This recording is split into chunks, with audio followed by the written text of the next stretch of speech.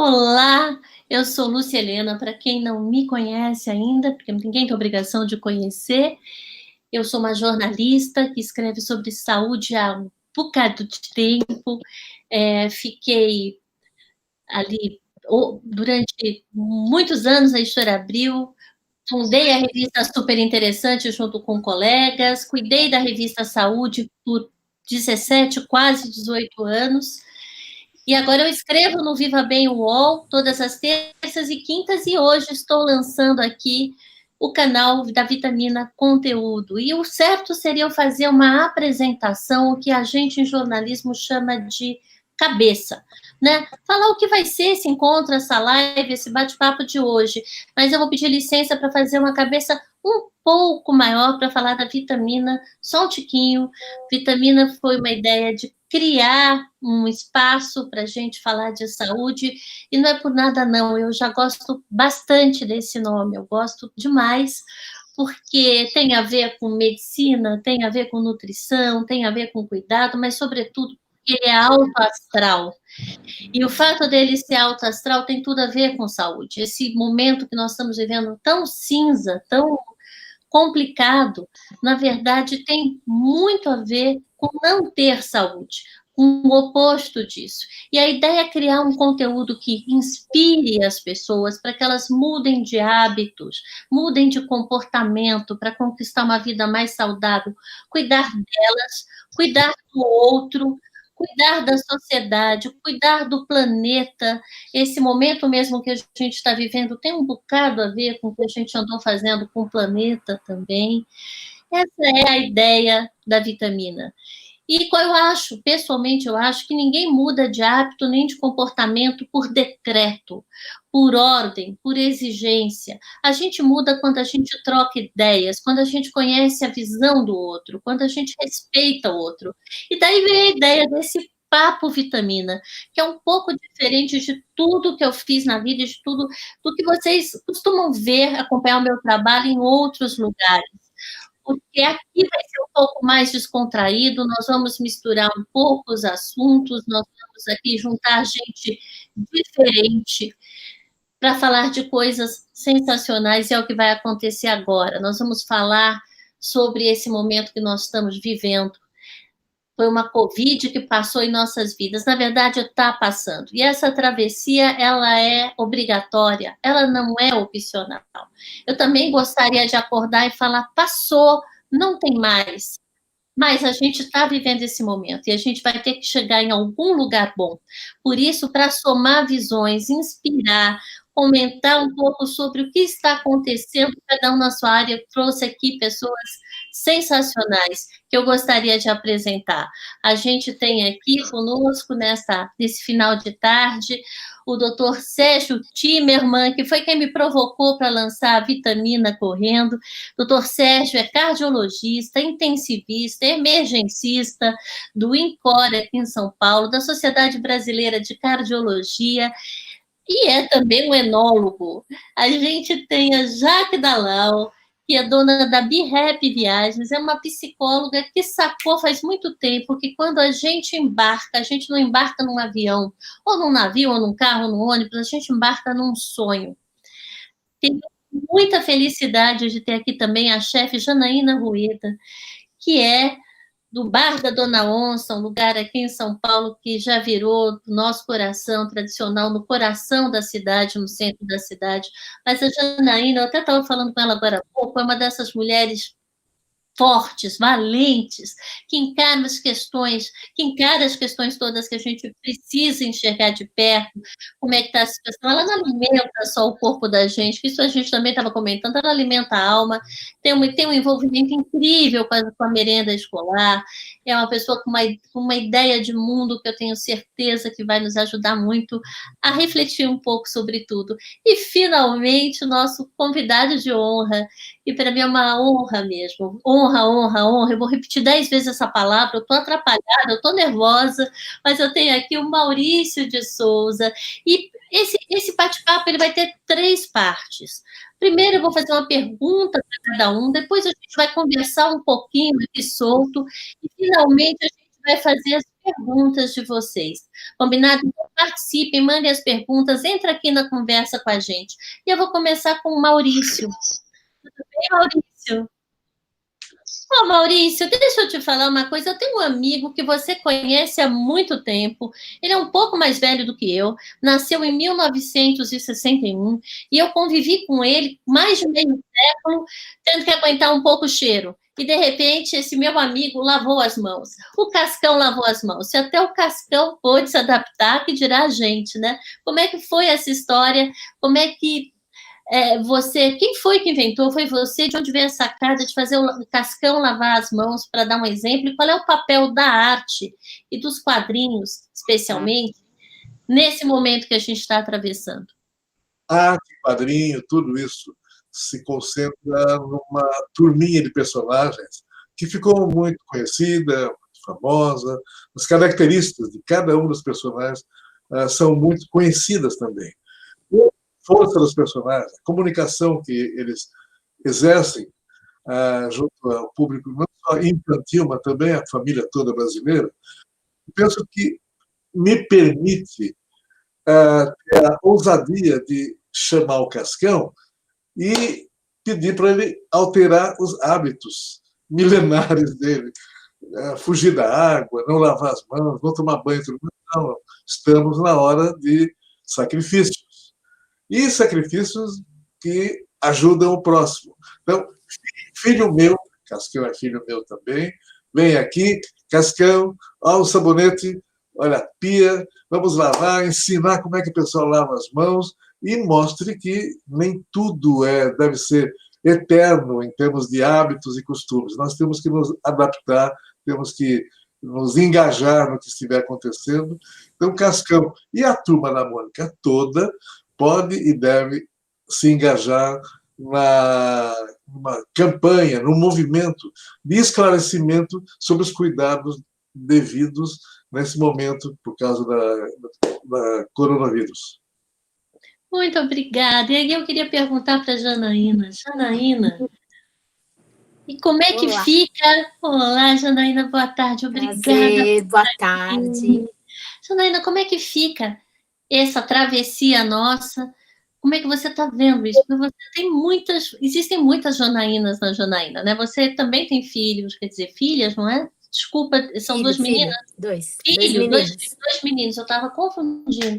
Mas você tem filhos em casa, então tem a mãe, a empreendedora, as pessoas todas que estão no momento de vulnerabilidade na questão do trabalho, e tem essa questão do alimentar, da comida que resgata a gente para um lugar bom, não é?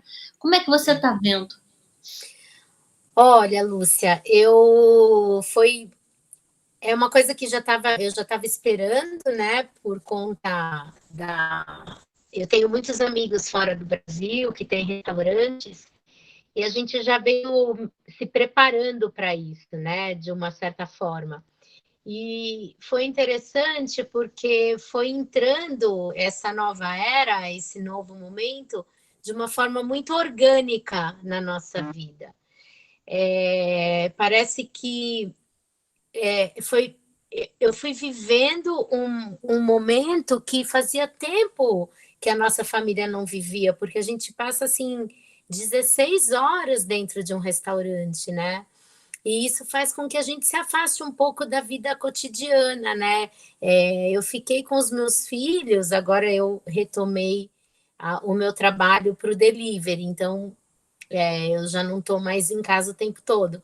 Mas eu fiquei com os meus filhos dentro de casa por 60 dias e resgatando histórias e fazendo comida juntos e limpando a casa juntos e lavando roupa juntos e podendo fazer uma ação com eles de marmitas.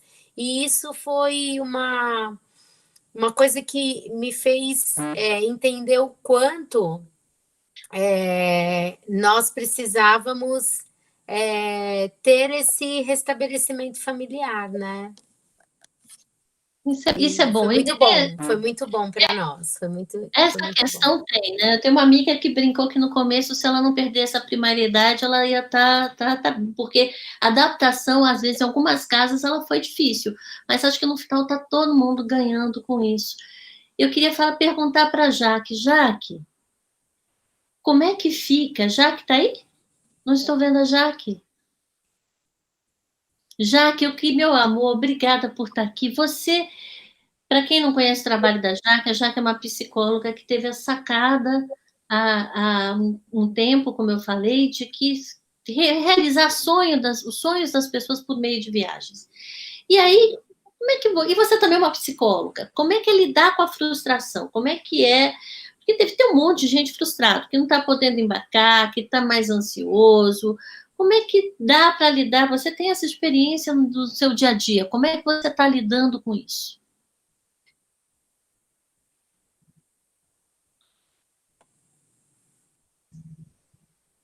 Oi, tá sem som, Jaque. Não estou te ouvindo. Então, vamos lá.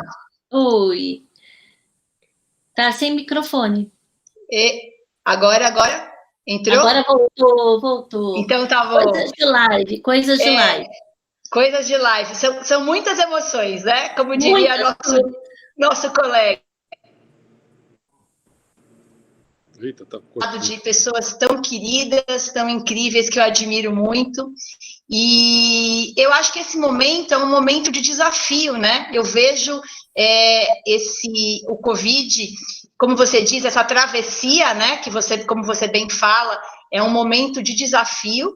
E a gente, na agência, teve que lidar do dia para a noite, né? Com as frustrações, os sonhos todos adiados. O que a gente tem colocado para todos os nossos passageiros é que é apenas um adiamento, né? Porque os sonhos não estão em quarentena. Nós estamos em quarentena, as viagens estão em quarentena, estão postergadas, mas os sonhos permanecem vivos, né? Os sonhos de viagem, e a gente espera que quando tudo isso passar, com certeza, cada um possa embarcar no sonho que nós preparamos com tanto carinho, né? E que são o alimento da alma. Eu sempre falo que os sonhos alimentam a alma. Então, que a gente continue com esse alimento e a gente está mantendo essa chama viva com todos os nossos passageiros e clientes. É isso.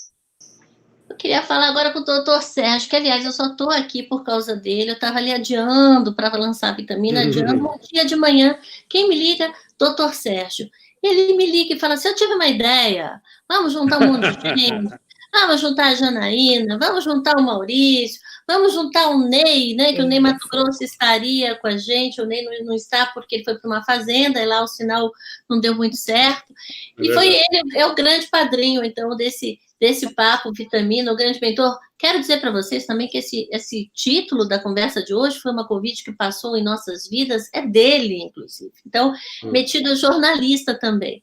Mas ele não... Aí ele deu o título, queria sair fora do assunto chato. Ele falou, vamos falar de Covid hoje. Eu falei, não, nós vamos falar de Covid, sim.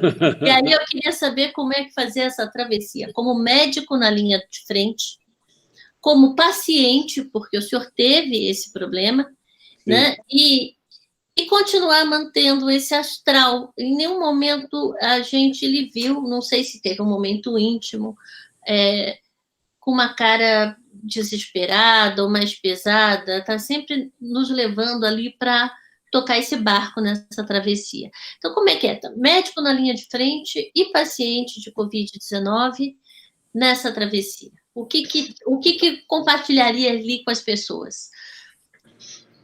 Oi, querida. Primeiro, eu queria agradecer estar com todos vocês. Cada um de vocês, apesar de eu não conhecer pessoalmente a Jaque, representam algo muito importante na minha vida, em todos os sentidos. E eu diria que meu cotidiano, ele mudou muito. Todo mundo acha que o cotidiano de um profissional de saúde, um médico, não tenha mudado. Nossa, mudou terrivelmente, né? Nós cuidamos hoje, eu sou cardiologista, emergencista, mas a minha principal base de trabalho sempre foi cardiologia, e de repente nós nos vimos, o meu grupo do Instituto, do Gassan, nos vimos que dentro de uma doença única e que precisava ser combatida e ser vencida. Quando nós nos vimos nesta pandemia, nós vimos que era fundamental que a população se engajasse. Nós absolutamente não conseguimos fazer absolutamente nada sem a população. Se a população não se engaja, o nosso hospital entra em caos, como vocês viram em todos os lugares do mundo, e nós não vamos poder fazer nada do que aguardar com que a coisa diminua. Mas a gente tem visto os dois lados. Nós temos visto pessoas absolutamente inoportunas nesse momento, mas estamos vendo uma grande maioria de seres humanos maravilhosos, solidários.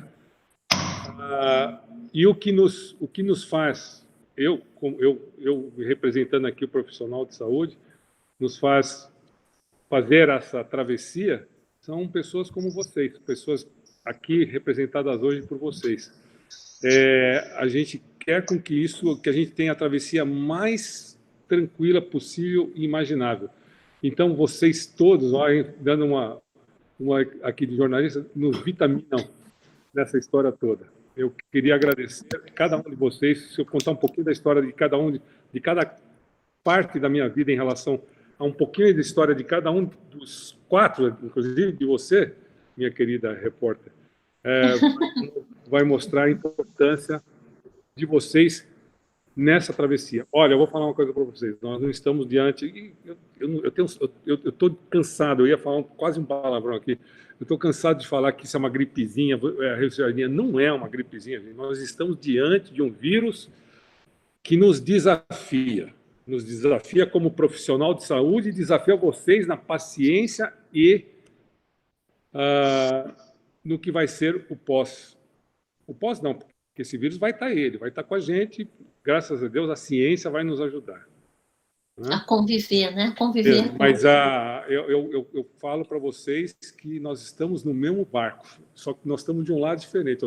Eu não faço isolamento social porque eu não quero. Eu não faço isolamento social porque eu preciso estar na frente, junto com outras pessoas da minha família também. E eu me sinto muito vitaminado por pessoas como vocês. Ai, que delícia! Ontem a gente ficou sabendo, Janaína, você perdeu. Ontem eu fiquei sabendo de uma história ótima, e eu vou pedir bis para dessa história. Essa história do Maurício. Eu perguntei para ele assim, Maurício, você em algum outro momento da sua vida ficou confinado? Porque falando como é diferente isso para todo mundo, né? Aí o Maurício contou uma história ótima. Janaína, você vai ouvir, a gente já ouviu, mas a gente quer bis. Ele contou uma história ótima. Com certeza. Ele ficou confinado durante 1 dia e meio. Ele foi preso. Foi preso porque trabalhava numa empresa em que o chefe Larápio não estava pagando, e daí chegaram na empresa e, em vez de prender o Larápio, prenderam todos.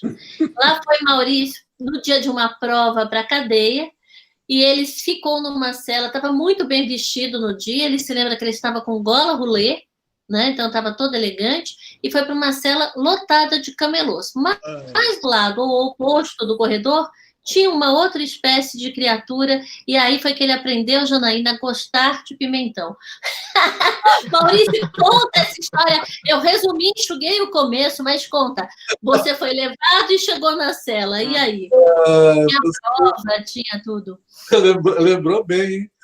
Essa história é ótima, a gente tem que contar para todo mundo. Eu só dei ali um resumo do começo, porque a partir do momento que você chega na cela, que eu achei que foi hilário. Bem, eu, estudante ainda, dia de prova, sou levado preso para a primeira delegacia perto da Praça da Sé, enfiado numa cela, junto com mais algumas pessoas. Felizmente não eram ladrões, assassinos, eram simplesmente e felizmente camelôs que estavam lá na mira da prefeitura naquela época, né? Bem, cumprimentei o pessoal, tudo mais, me apresentei, sentei no chão, não tinha lugar para sentar, sentei no chão e fiquei esperando o tempo passar. E o tempo passava e a fome aumentava, porque eu não tinha comido nada. Desde a hora do almoço não tinha comido nada, já era meio da tarde. E eu perguntei lá para o carcereiro, chamei, que hora que hora que tem alguma coisa para comer, um café, um negócio qualquer. Ele falou, não tem. Como não tem? Não, essa cela é para quem está de passagem, que veio só para algumas horas. Aquela cela do outro lado, que estava cheia de gente, estava cheia de presos, aquela, sim, aquela, para lá vai comida, vai café, vai tudo que eles pedirem lá. Mas eu estou com fome. Não, você tem que esperar. Daqui a pouco eu acho que vem alguém pegar você aqui. E passou a tarde toda e não aconteceu nada. Mas, eu me queixando para o carcereiro da fome, o pessoal da cela do lado, da frente, eram realmente da pesada, me chamaram. Oi, você é chorro? Parece que é uma palavra mais ou menos assim. Eu não sabia o que é chorro. Eu falei meio atordoado, né? Sei, sim. Daí eles se reuniram, fizeram uma rodinha, se reuniram, conversaram lá entre eles, e em seguida fizeram um sinal de positivo para mim e tudo mais, acenaram, etc. Tudo mais. Churro, que eu não sabia, naquele tempo tinha um significado, é chefe de quadrilha, chefe de banda.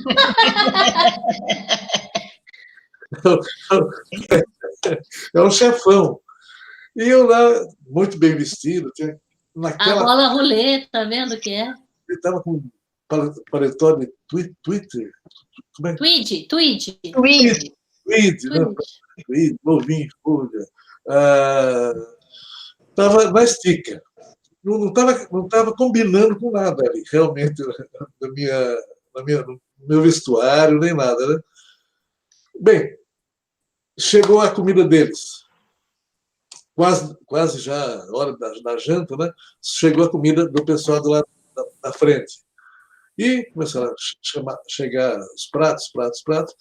Né? O pessoal que estava falando, me convocando, havia pouco,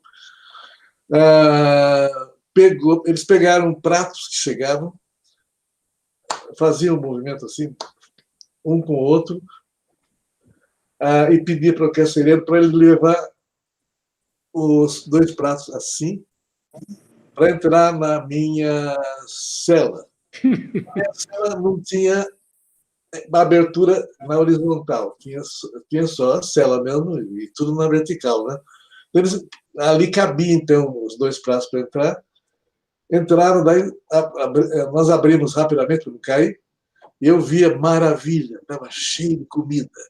Uma comida asquerosa, horrorosa, cheia de gordura, pedaços de carne e tudo mais. Pimentão. Pedaços de pimentão frito. Olha, eu nunca tinha comido pimentão na vida daquele jeito, mas era o que tinha. Então, eu enchi a cara, eu comi feijão, pimentão, quem estava lá veio e eu comi. E matou a fome, infelizmente. Falei, bem, agora estou alimentado, daqui a pouco alguém vem me tirar daqui. Que avisaram todo mundo, olha, tenho prova hoje, não posso faltar, eu sou reprovado. Mas não chegou ninguém. A noite chegou, eu de barriga cheia, sentei, olhando pela janela, a abertura, as grades todas, olhando para o edifício acho que era do Banespa, aquele prédio grande lá, alto, no centro da cidade, né? Olhando para o prédio, sentado, frio.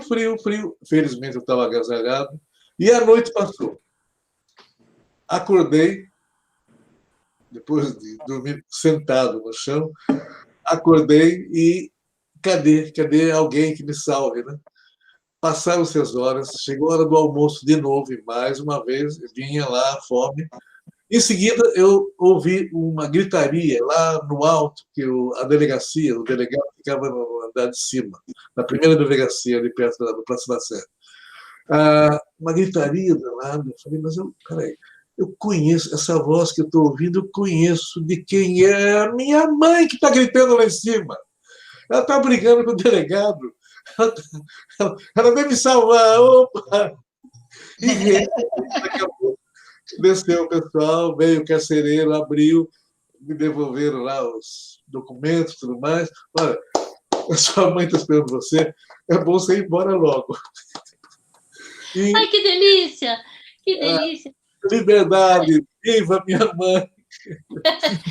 Janaína, você, qual foi a história mais saborosa que você viveu? Tem alguma história saborosa, divertida, assim como essa? Algum momento leve que você viveu nesses seus dias de confinamento? Tem. Deixa eu só terminar, então, com a consequência. Ai, desculpa, desculpa. Muitos anos. Eu nunca mais aguentei isso durante mais de 20 anos cheirar pimentão. Eu não comia, não cheirava, não chegava perto, não queria mais saber. Eu fiquei traumatizado com pimentão. Trauma. No outro caso também, que mexe com comida, foi para o Japão. Eu tinha um amigo no Japão, Tezuka Osamu, que é considerado o criador, o rei do mangá, o rei da história em quadrinhos japonesa, o rei dos personagens mais famosos. Ele era meio adorado, como se fosse um deus. Chamam de deus mangá até. Então, fui para o Japão uma vez, ele me recebeu no aeroporto, nos abraçamos, tudo mais, grandes amigos. Daí ele falou, tem uma surpresa para você. Tinha uma intérprete do lado, porque ele é japonês, não estava entendendo tudo. Né? Tem uma surpresa, vamos lá. Daí saí com ele, pegamos o carro, paramos num hotel de luxo em Tóquio e fomos no salão que estava nos esperando. Abri a porta, ele abriu a porta, eu entrei e a sala grande estava cheia de caravelas de madeira. Em cada caravela tinha pratos e pratos de sashimi, peixe cru, que eu não suportava. Nunca tinha comido peixe cru na vida. Eu não gosto, não gostava, não gosto. Mas daí eu pensei, meu Deus do céu, ele é um grande amigo meu, veio me pegar no aeroporto, fez tudo esse preparativo todo aqui, esses sashimios, a variedade de peixes deve ser caríssima. Eu não posso fazer essa desfeita para o meu amigo, né? Eu vou ter que fazer um sacrifício, vou ter que comer. E comecei a comer. E comi. Eu não podia deixar transparecer que eu não estava gostando, que eu não estava suportando. Comi bastante. Bem, naquela noite, eu comi peixe cru para o resto da minha vida.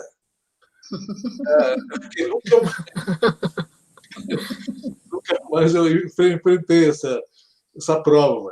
Agradeci e tudo mais, continuamos bons amigos, fizemos muitas coisas juntos. Então, o Tezuka Osamu, o rei da história em quadrinhos, do mangá japonês, me deu essa maravilha de noite. Nem a degustação, aquilo era um banquetaço de sashimi. E isso daí também é uma das minhas provas durante a vida, depois do pimentão, depois do sashimi. Logicamente, nada a ver, por exemplo, com nada parecido, logicamente, com a Casa do Porco. Não, nada a ver também. Tô uma saudade imensa. Janaína, você tem alguma história saborosa assim? Ai, sabe, Maurício, lá na Casa do Porco tem o sushi de porco, de papada de porco. Quem sabe você não se atreve, né? Eu não sei. Eu vou respeitar um pouquinho os meus padrões. Eu vou interromper aqui, eu vou falar uma coisa para vocês rapidinho. Ó. Eu estou morrendo de saudade da dobradinha da Janaína, no bom sentido. Ai, que delícia. Logo já está aí, viu? A dobradinha também eu gosto, viu?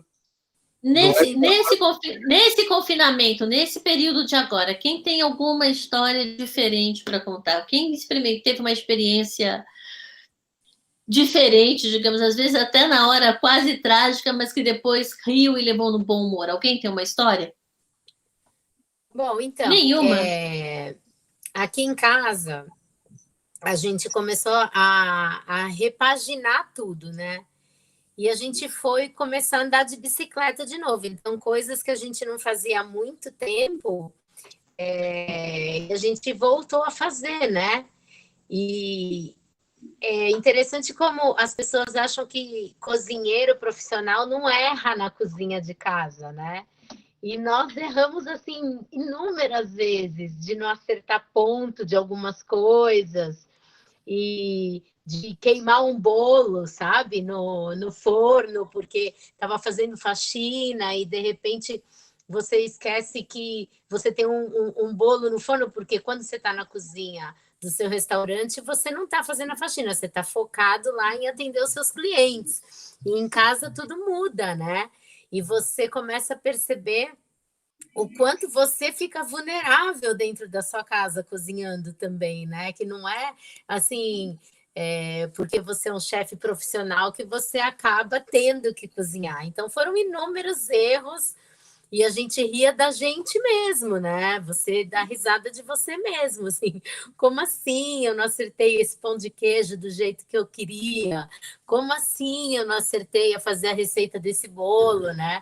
E aí, no outro dia, a gente acordava e, assim, questão de honra, eu vou fazer o melhor bolo do mundo, questão de honra, vou fazer o melhor pão de queijo do mundo.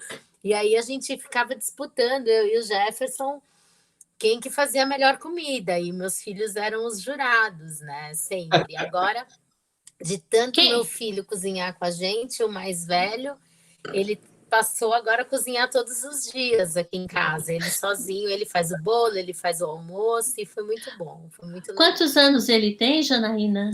O meu filho tem 14 anos, o João Pedro, e ele já está fazendo tudo. Já está fazendo Os meus tudo, devem estar assim, assistindo, peguem o exemplo, os meus deviam pegar o exemplo, estão assistindo. Eles falam, agora eu estou achando ótimo, porque o meu filho de 17 fala que a minha especialidade aqui em casa tem sido comida queimada. E eu sempre gostei de cozinhar. Eu cresci na cozinha de minha avó, assim, de minha mãe, vem de uma família baiana, né? Então, assim, todo mundo cozinhando, toda aquela coisa de família baiana mesmo, que é muito na cozinha, muito de todo mundo fazer um prato. E foi assim que eu aprendi a cozinhar. Mas tem uma coisa, eu coloco uma comida no forno, por exemplo, e aí eu vou trabalhar, eu esqueço da bichinha lá. O que eu queimei de comida no forno nesses dias não está escrito.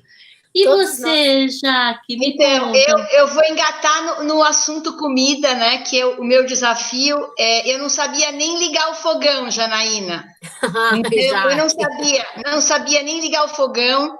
E olha, me aguarde, viu? Porque eu tô ficando craque. Eu diria que a minha maior conquista agora, nesses tempos da pandemia, da quarentena, me lancei na cozinha.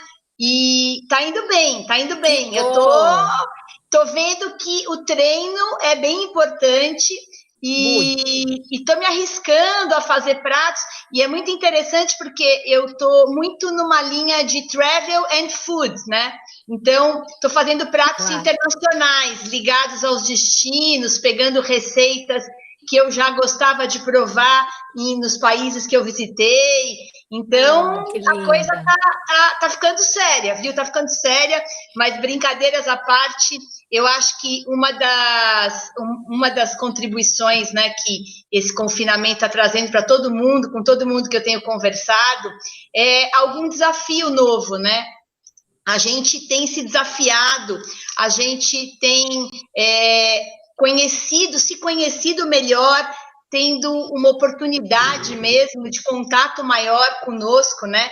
Que a rotina enlouquecida de todos nós, cada um na sua rotina, no seu trabalho, eu acho que essa quebra, né, que foi muito abrupta, essa disruptura, como todo mundo tem falado, está trazendo alguns benefícios, né, individualmente. Sim. Pelo menos com as pessoas que eu tenho conversado, cada um está descobrindo um hobby, um talento, né? Então, acho que é importante a gente introduzir isso na nossa vida, nesse momento, mas depois resguardar, né? Que a gente consiga também ficar com essas conquistas e incorporar no nosso dia a dia, né? Daqui para frente. Então, é isso. A minha conquista tem sido a cozinha. Para quem não sabia nem ligar um fogão, tô indo bem. Tô indo bem. Quero comer, hein, Jaque? Quero E provar. Vamos Eu fazer também, intercâmbio, Jaque. vamos fazer um intercâmbio. Eu também. Vamos pensar depois num jantar internacional. Sabe aquela Ô, coisa Jaque, de... tô nessa, hein? Você leva... Não, eu Essas Poxa, coisas eu só claro. gosto de festa, hein? Não tem problema nenhum. Claro. Então, Agora, aquela... doutor... Oi. Fala, Lúcia. Não, é que eu vi o doutor Sérgio falando. O senhor sempre mostra muita comida de restaurante, adora beber vinho, o senhor é um enólogo, tem um grupo maravilhoso. Eu adoro Ele beber leva vinho, não sou enólogo. Peraí. harmonização. Mas o senhor cozinha? Ou Eu você cozinho, cozinha? Gostei, me chamou de você, finalmente. Foi um progresso, gente, minha vida. Foi um progresso em minha Eu vida. cozinho, minha mulher fala que eu mais sujo a cozinha do que cozinho, mas eu cozinho sim, eu acho que eu cozinho bem, faço algumas coisas legais. Eu gosto de Nunca postou. Eu gosto de explorar a cozinha, mas eu gosto mesmo, sabe do quê? De explorar a cozinha dos outros. Eu adoro. Você sabe que minha mulher fala que eu sou pidão, sabe? Eu gosto de ser pidão. Eu adoro chegar para Jana, falar, Jana, hoje eu tô a fim de comer uma adobadinha, um fígado. Eu tô a fim de comer sei lá, um sushi de papada de porco. Eu não gosto nem de me lembrar disso, que isso me faz mal. Mal no sentido de saudades, entendeu? Saudades. Eu também. Eu vou atrás, eu não tenho medo, eu não passo fome, não passo fome em casa. E eu aprendi nesses termos na minha vida, aí eu aprendi com os chefes de cozinha, que eu considero pessoas que... O chefe de cozinha não é aquele cara que está... É exatamente isso que a Jana estava colocando. Não é só glamour, não, gente. Glamour é uma partezinha bem pequenininha que a gente vê na vida deles. Eles ralam pra caramba. Eles têm muita gente por detrás deles. Então, não é fácil, não. Não é fácil, não. Agora, eu queria falar para o Maurício, eu queria entender como é que o Maurício, que vê essa criançada passando por esse momento, você acha que a criançada vai tirar de letra esse momento que a gente está vivendo, Maurício? Você que sempre foi um contato. A criançada, logicamente, depende muito da família, dos pais e pessoas que influenciam a criançada. Mas, sem dúvida, criança se adapta com mais facilidade a qualquer coisa, qualquer situação. E, para a criança que não tem ainda uma vivência, nem um histórico de sofrimentos e grandes sacrifícios, para a criança é mais fácil ela atravessar essa tal travessia que você mencionou. Da Covid. Uhum. Atravessar com menos choques. Porque sem dúvida, tudo é novidade. Não há um histórico de sofrimento.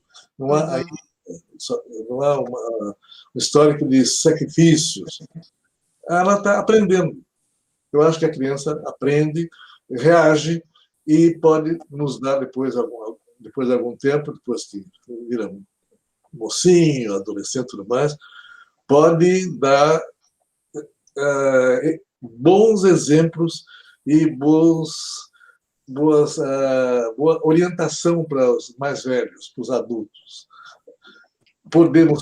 Pode falar, vamos fazer isso, dá para fazer isso, criar alguma coisa, vamos enfrentar a criança mais corajosa. Então, eu acho que a criança esperta, inteligente, como são as crianças hoje, cada vez mais, as crianças podem gerar muita coisa nova no futuro.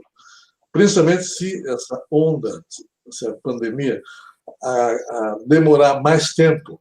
Enquanto isso, essas crianças estarão crescendo, se preparando melhor que os adultos que já estão enquadrados. Essa é a minha ideia. Uhum.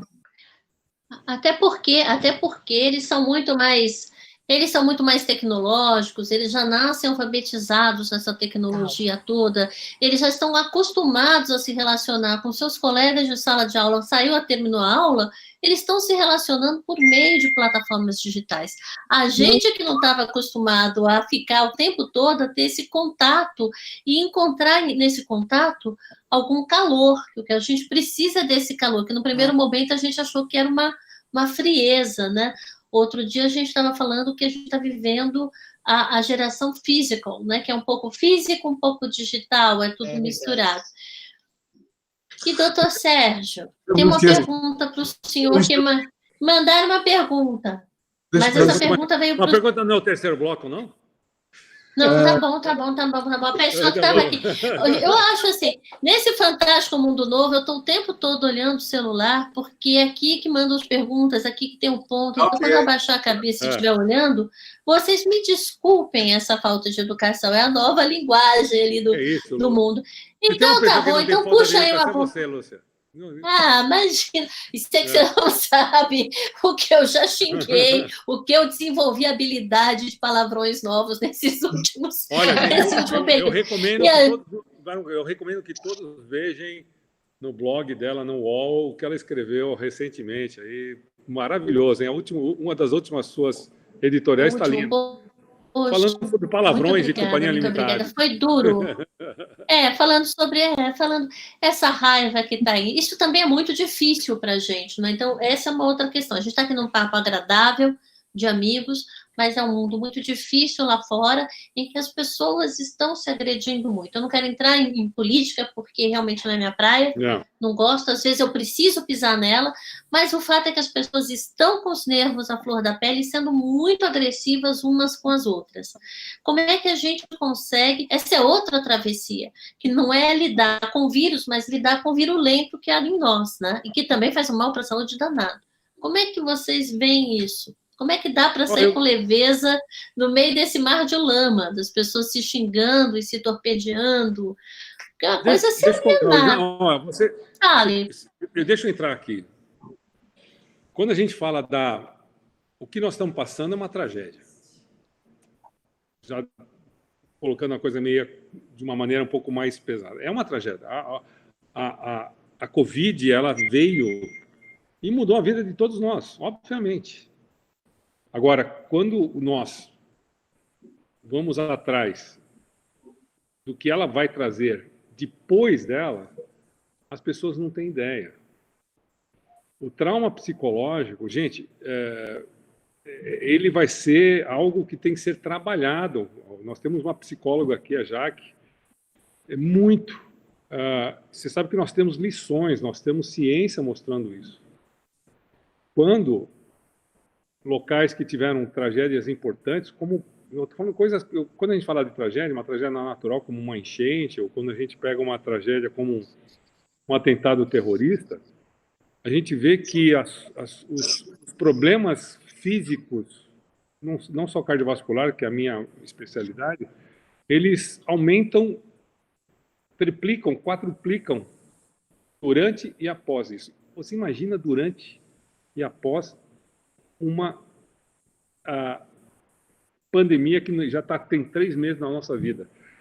As consequências a gente ainda vai ver. É tão importante que as pessoas se relacionam, se conversem, falem dos seus problemas, tragam eles, porque nós temos consequências ainda imprevisíveis, que quando a gente fala que a segunda onda não é econômica, não. A segunda onda é psicológica, é cabeça, gente. A segunda onda econômica, a onda econômica, ela vem depois. Eu quase falei... Gente, eu estou meio despalavrado, eu quase falei um palavrão aqui, então é quase... Entendeu? Então, eu acho que é importantíssimo que a gente faça isso, que a gente esclareça, que a gente converse. Papo é muito importante nessa área. Acreditem todos vocês, é importante que nós estejamos conversando. Importante. Que a gente esteja trocando ideias. Como aqui, né? Como aqui. Que, aliás, Desculpa, eu quero reforçar. Imagina, mas eu achei fantástico. Que é essa ideia mesmo, inclusive desses encontros do Papo Vitamina. Estimular, inclusive você que está assistindo, mande perguntas para participar aqui com a gente, entrar na nossa rodinha. Isso é uma coisa que me preocupa. E a depressão também me preocupa, Lúcia, doutor Sérgio. As pessoas que estão deprimidas agora. Essa semana saiu uma reportagem na BBC que, na realidade, ela não me preocupou, ela só mostrou a realidade, né? Os profissionais de saúde, eles estão numa berlinda que nós não sabemos o que vai ser no dia de amanhã. Essa é uma realidade, eu sinto isso no meu dia a dia. Como assim? Berlinda como? Não, eu vejo, do ponto de vista psicológico, gente, nós estamos... Quando as pessoas falam, Lúcia, você me pediu, eu falei que eu não ia falar de Covid, eu estou falando. Quando as pessoas me perguntam, eu estou numa instituição onde você pega uma UTI, e numa UTI, com mais de 300 leitos, tem uma só doença. Vocês já pensaram isso na vida de vocês? Nós não estamos falando de 200 tipos de doenças que estão acometendo aquele ser humano. É uma doença acometendo 300 seres humanos. Numa UTI, eu estou dando um exemplo de uma. E eu me incluo, obviamente, mas eu vejo as pessoas mais jovens, que são as pessoas que estão lá com uma baita de uma garra, me preocupa demais. Esse pessoal, não me preocupa pelo eles positivarem ou não. A gente sabe que a grande maioria dos nossos profissionais vão acabar sendo positivos. Mas eu quero que eles fiquem positivos na cabeça deles, não é só positivo quando eles tiverem a Covid deles, sabe? Porque não é fácil. Quando se compara a ciência, quando você pega a Covid e compara isso a uma guerra, vamos lá, sério, o pessoal tem feito isso. O trauma para um profissional de saúde é equivalente ou pior do que uma pessoa que tenha ido, por exemplo, para o Vietnã ou para o campo. Eu já li sobre a diferença, para terminar, a diferença é que as pessoas que voltam da guerra, elas têm um apoio psicológico, apoio familiar. No dia seguinte de um profissional de saúde, ele tem plantão. Ele tem que trabalhar novamente. Desculpa. Imagina! E acho que é uma coisa que é importante a gente contar aqui também, que é para as pessoas entenderem o sacrifício que os profissionais estão fazendo, que também não é só de positivar, concordo com o senhor. A gente tem uma situação de uma doença que as pessoas ficam na UTI e elas não dão sinal de que elas vão para frente nem para trás por muitos dias, né? Então, que eu saiba, fica um estado que a pessoa não sabe se vale a pena, modo de dizer, é claro que sempre vale, mas vocês vão me entender. Insistir naquele paciente porque ele não melhora, e parece que tudo que você faz não está adiantando. E isso, como desafio para a cabeça, deve ser incrível, né? Além da conta, porque você está acostumado a ver o paciente melhorar ou piorar, por mais triste que seja vê-lo piorar. Agora tem ali uma caixinha que você não sabe o que vai acontecer quando você desligar o ventilador. Eu queria acrescentar um fator que eu acho que é mais angustiante para o ser humano, que é muito angustiante, que é também enfrentar esse inimigo sem saber exatamente como ele é, onde ele está, de que forma que ele, né? Porque tudo é muito novo, né, doutor Sérgio? Eu acho que, assim, esta questão do desconhecido na medicina é muito angustiante, né? Não, a gente sabe que estão sendo construídos, né? Eu acho que é importante eu falar um pouco disso. Não, Jaque, a gente sabe, veja, nós estamos diante de um vírus novo, apesar da família Corona não ser uma família nova, nós estamos do lado de um vírus novo. E a pior coisa, você sabe o que piora nessa história toda? As pessoas, no nosso país, né, agora fazendo um pouco, as pessoas não entenderem que esqueça um pouco a política agora e deixa a ciência realmente com fôlego para trabalhar um pouco. E não tem sido fácil. Quando a gente vai discutir sobre tal droga que melhora, eu vou falar uma coisa para vocês. Você sabe o que melhora? O que salva um paciente hoje? Um bom serviço de emergência que não cai. O que é um bom serviço de emergência que não cai? São Paulo, graças a Deus, eu sou de São Paulo. São Paulo não está caindo no serviço de emergência, então nós estamos fazendo um trabalho direito. O que é não cair no serviço de emergência? Que todos os nossos profissionais tenham equipamento, medicamento estrutura para cuidar. É muito, muito importante, porque nós estamos diante de uma doença. Eu não vou discutir aí rebanho, a gente acho que o pessoal está meio de saco cheio de ficar falando sobre isso, sabe? Eu acho que a gente tem que discutir o seguinte, ó, 5%, nós estamos falando de 5% que quebra qualquer história aqui no Brasil, ou no mundo, já quebrou. Então a gente, sabe, eu vejo isso. A pior coisa, eu vou dar um exemplo para vocês, eu não quero ser aqui tragicômico, eu tenho uma grande amiga minha, não é que nem de São Paulo, de Guayaquil, foi a minha companheira de residência no Instituto Dante Pazzanese, quando eu era residente. Ela adquiriu a Covid na sexta-feira, segunda-feira ela estava sendo enterrada sozinha, sabe, com 60 anos de idade. Então, gente, as pessoas... E por mais que a gente, sabe, existe... Por mais, inclusive, que a gente tenha estrutura, nós temos uma agressividade viral, nós temos uma agressividade de uma doença que é um desafio. Então, e nós ficamos... Olha, eu vou falar para vocês, tirando... Olha, é fundamental a vacina, nós vamos ter, se Deus quiser mais para frente a vacina, nós vamos ter um controle dela com outros remédios, mas o mais importante aqui é o engajamento da população. Fora isso, meu caro, o resto é merda. Desculpa a palavra. Adorei. Mas tem horas que o palavrão é insubstituível, um palavrão. É verdade. E o que a gente pode fazer? Cada um de nós, que ideia tem? O que a gente... Porque não existe uma fórmula para engajar. A gente não sabe mais o que fazer. Então, se a gente fala com jeitinho, se a gente não fala com jeitinho, se a gente fala esse palavrão com a boca cheia mesmo, se a gente xinga as pessoas, se a gente obriga, o que podemos fazer para que esse engajamento não tem mais o que fazer? A gente joga a toalha no chão? Janaína, você foi ali. Olha, mulher porreta.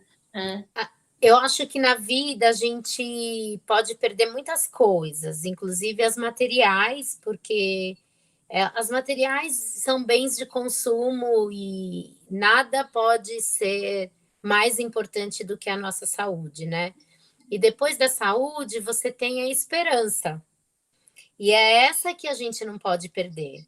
É a fé, a esperança que tudo isso vai passar e que isso vai ser transformado num mundo melhor. Não tem nenhuma hipótese de não ser transformado num mundo melhor. Porque todas as guerras, você tem outros exemplos de que, claro, o mundo depois ele vai se acostumando de novo e ele vai voltando naquela paranoia de sempre, mas quando ele...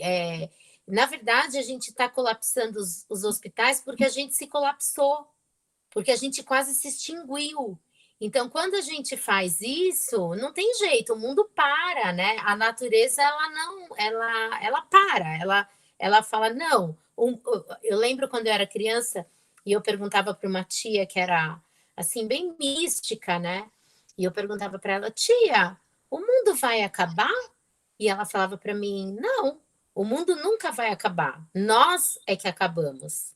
Sempre, sempre somos nós agora.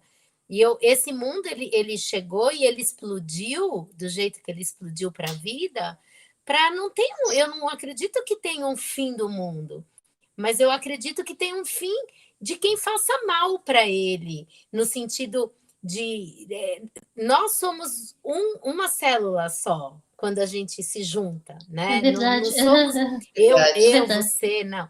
Então, quando eu falo nós, como um todo, pagamos o karma de todos, e pessoas muito boas se vão para a gente acordar, inclusive, né?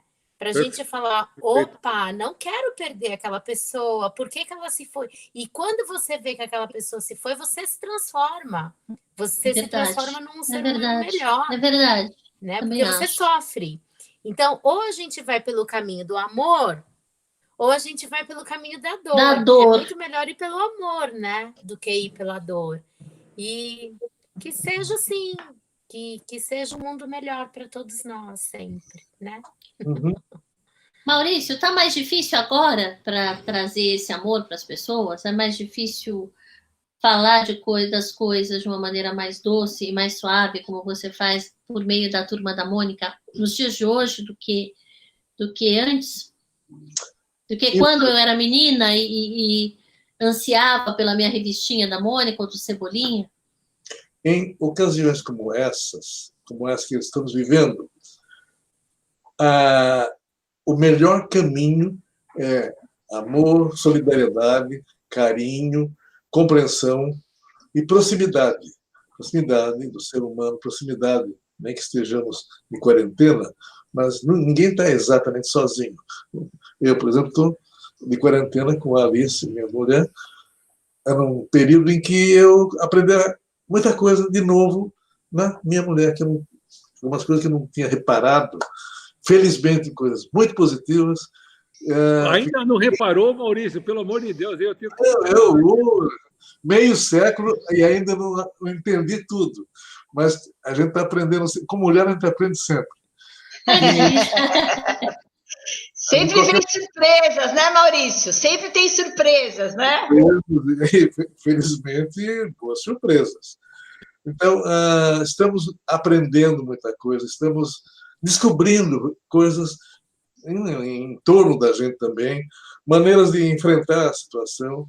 Como é que vamos manter, por exemplo, a produção das historinhas da Turma da Mônica, nessa ocasião em que todos os artistas, desenhistas nossos estão também isolados.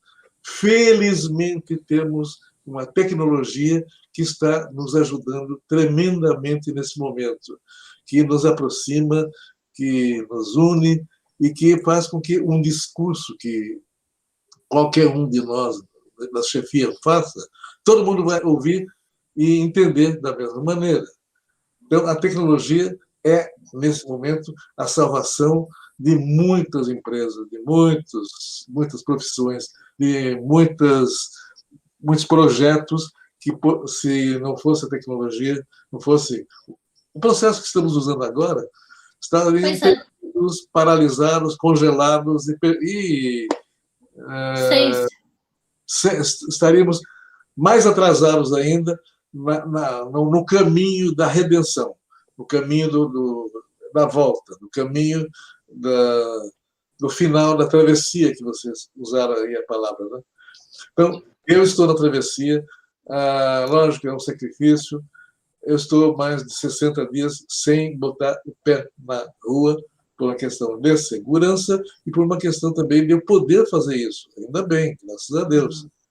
A tecnologia funcionando, a empresa funcionando também em casa, a maioria das pessoas, se comunicando bem, e a Turma da Mônica continua nascendo todo dia na casa de algum desenhista, de algum dos nossos artes finalistas, de alguns dos nossos elementos também, das equipes de administração, das equipes que cuidam de outras partes da estúdio também. A Maurício de Souza Produções não está de quarentena. Ela está ainda bem. Boa. Ô, Maurício, nenhum gibi vai atrasar. eu queria te fazer uma pergunta. Teve um tempo, né, eu até trabalhando numa empresa aqui, na qual uma casa pela qual você passou, e que é uma casa que tradicionalmente ela nasceu do gibi, né, que foi a Editora Abril, onde eu fiquei 33 anos. Teve um tempo que se discutia muito a morte do gibi, a morte do gibi. Eu acho que essa é uma discussão que virou passado, não acha? Porque a criançada, os meninos estão cada vez mais visuais.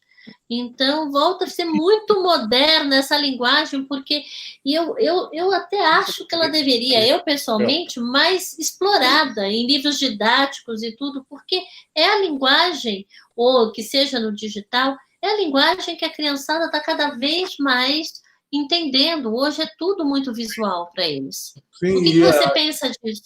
Eu penso que as plataformas de comunicação, as plataformas de uso da história em quadrinhos, por exemplo, estão se alterando, mudando, se aperfeiçoando. E hoje, por exemplo, nesse momento, a empresa nossa faz um pequeno desenho animado chamado Mônica Toy, que é como se fosse uma tirinha de jornal antigo. Agora, como não tem muita tira nos jornais, nós fazemos uma tirinha num pequeno desenho animado sem idioma. É só música, efeitos especiais, tudo mais, e a animaçãozinha da turminha, né? Já chegamos a mais de 12 bilhões views desse material. O nosso material que está fazendo maior sucesso no mundo. Mônica, 2 bilhões. 2 bilhões. Já passou, já.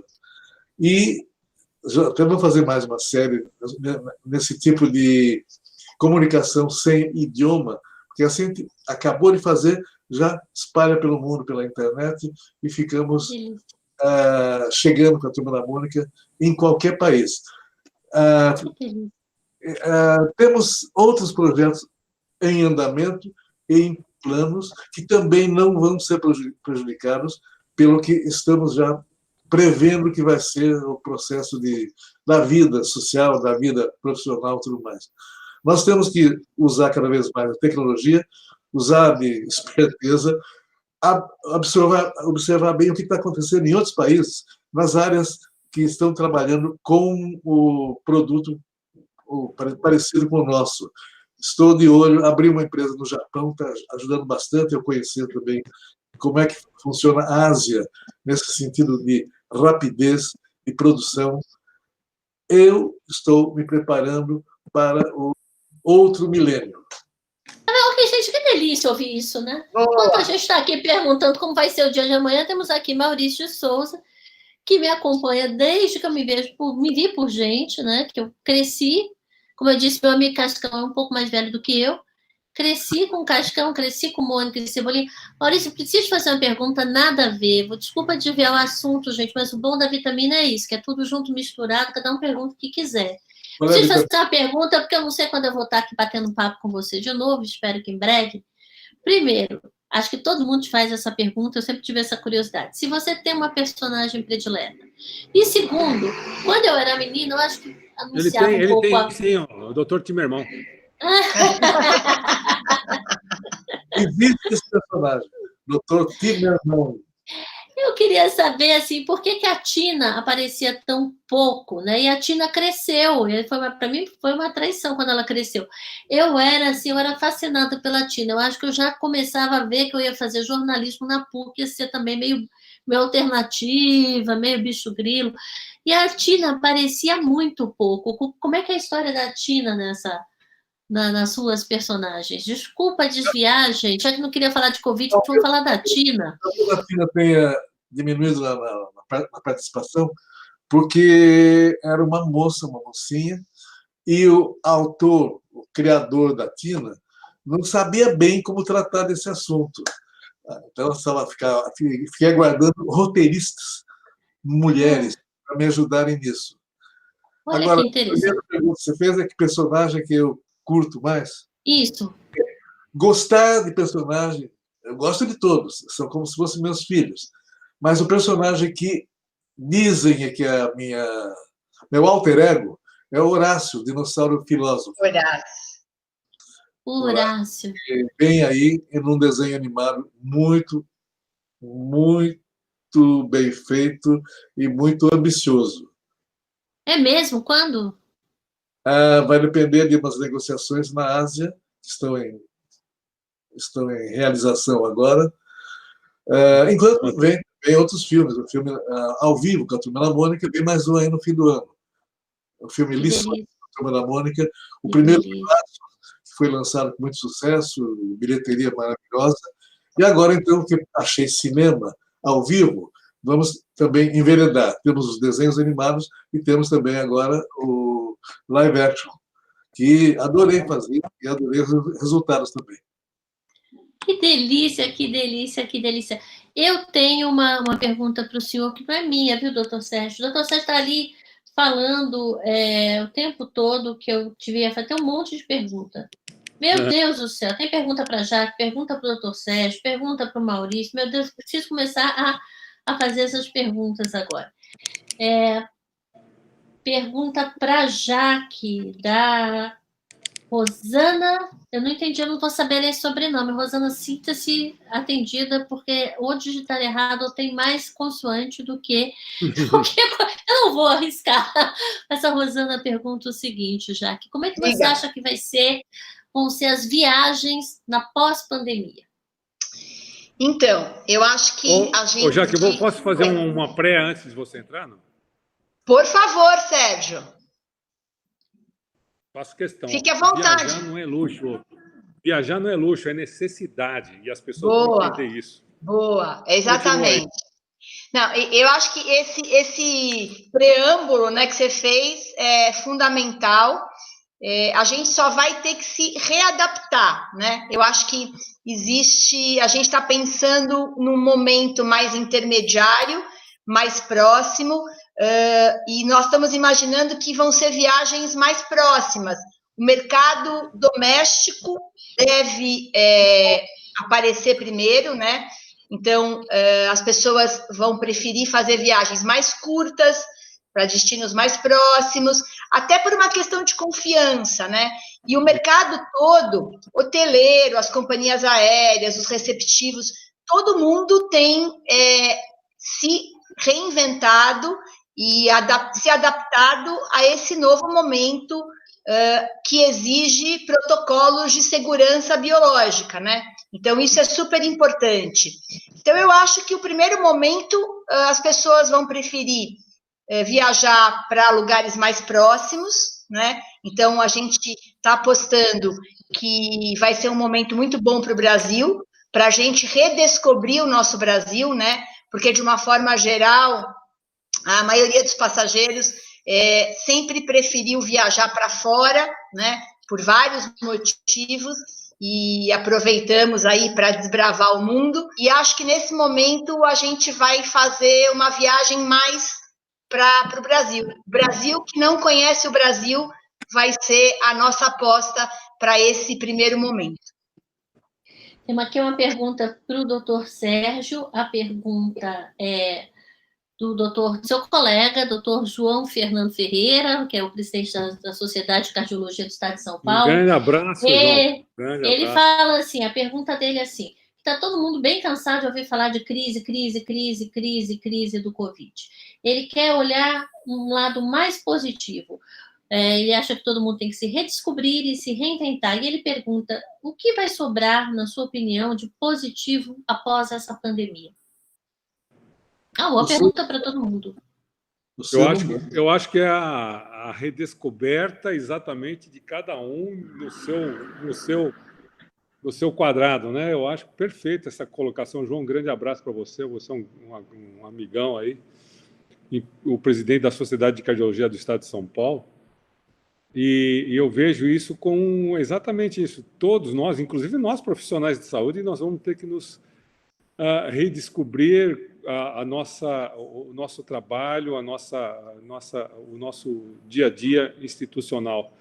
A gente viu, eu trabalho com o João no Instituto do Coração, o Instituto do Coração está uma loucura, se preparou, se focou todo dentro da Covid. Então, o Instituto de Coração virou um instituto de tudo, né? Só para vocês terem uma ideia. Então, se nós, profissionais de saúde, nós nos preparamos para uma pandemia dessa, é importante que todos vocês, eu vejo o Maurício falando maravilhoso, a Jaque falando, a Jana falando, eu tenho certeza que vocês vão nos trazer um novo mundo de uma maneira realmente diferente.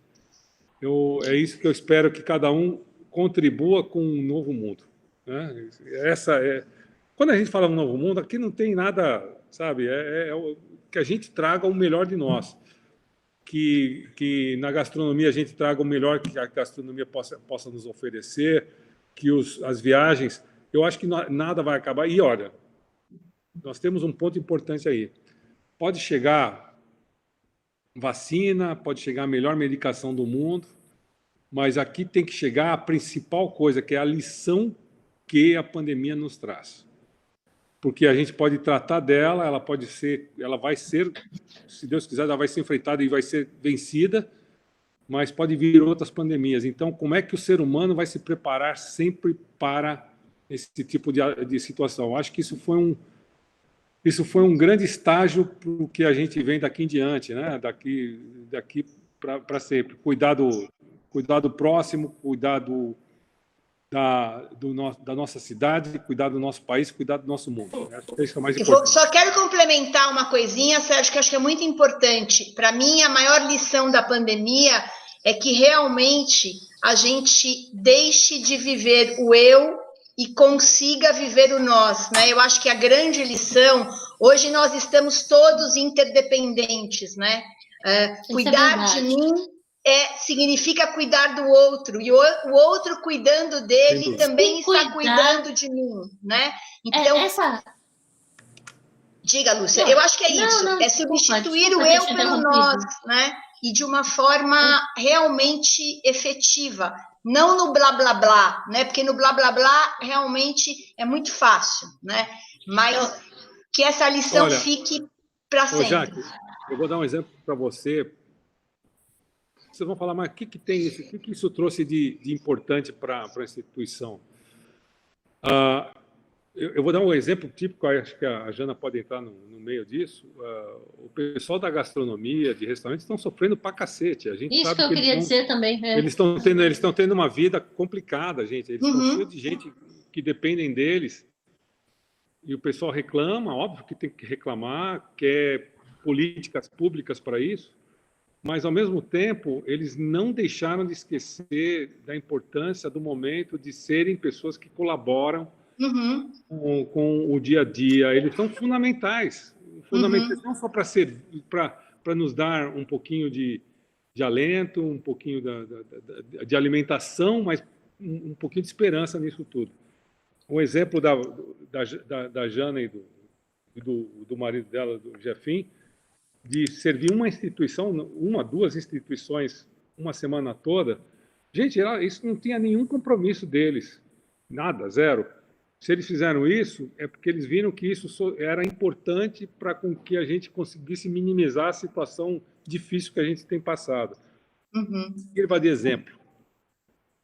A solidariedade. Obrigada pela oportunidade. Eu quero até aproveitar que a Janaína vai falar e mandar uma pergunta para ela que chegou. Janaína pergunta assim: a gente está vivendo uma fase de muito estresse e nessa quarentena, angústia de sobra. O que os alimentos podem contribuir nesse momento? O que o ato de comer, de se alimentar, pode contribuir para que a gente consiga baixar esse estresse e essa angústia, na sua visão, que trabalha com alimentação? A alimentação também é para a alma? Obrigada pela pergunta.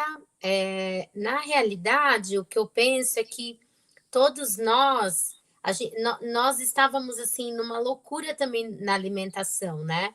A gente consumia muito produtos industrializados, a gente comia muita besteira na rua, e a gente esqueceu um pouco o ato de cozinhar, o ato de fazer coisas mais simples, né? Muitas vezes o prato mais simples, um arroz, um feijão, uma carne moída e um ovo frito em cima, isso já traz né, uma harmonia com a gente. E o arroz e o feijão é o mais consumido no Brasil. É pela ONU considerado um dos melhores alimentos do mundo, os dois juntos, mesmo, né? Janaína,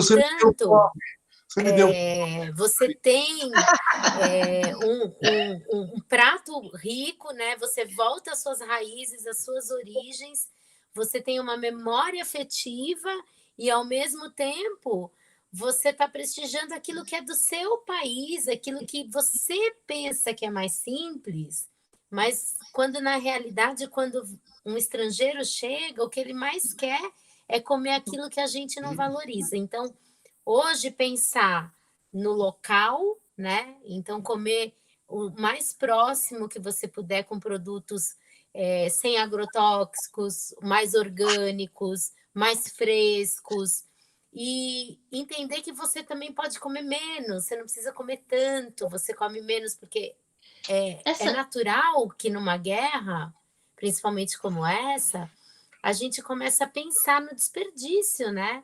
Também dos alimentos. E a gente começa a entender que às vezes a gente come demais também, a gente tem que moderar a forma de comer de pouquinho, comer bem.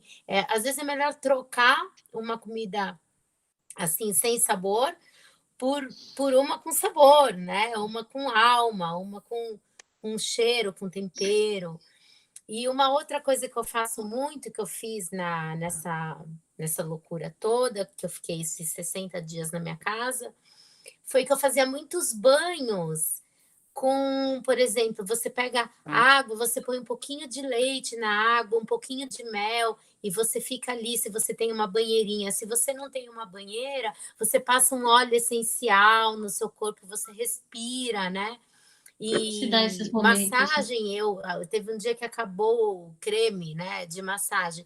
Eu peguei um óleo de oliva e fui passando no corpo, assim, com ele molhado, e aí eu entendi a importância de um ingrediente para o nosso corpo, né, externo e interno também, que era uma coisa que eu não prestava atenção. E eu comecei a prestar atenção que há ingredientes que fazem bem para a pele se você passar nela. Você não precisa gastar tanto dinheiro com creme, né? Na farmácia, essas coisas que contém chumbo e tudo mais. Você pega um mel e você passa na pele e você vai ver que sua pele fica sedosa. Então, eu fui mexendo com ingredientes de todas as formas, não só no ato só da panela de cozinhar, né? E é isso que a gente tem que buscar. Essa volta ao simples é sensacional. Eu tenho aqui um depoimento, na verdade, que a pessoa está me pedindo muito, né? Uma pessoa muito querida, por sinal, eu a conheço, é uma colega de trabalho, e ela está pedindo muito que eu faça, que eu transmita esse depoimento dela. Ela falou, se eu não tenho pergunta, eu tenho um depoimento. É a Nadir Luquete. Ela fala assim, Maurício... Manda um beijo para a Nadir. A Nadir, beijo para você. Recebeu, hein, Nadir? Beijo.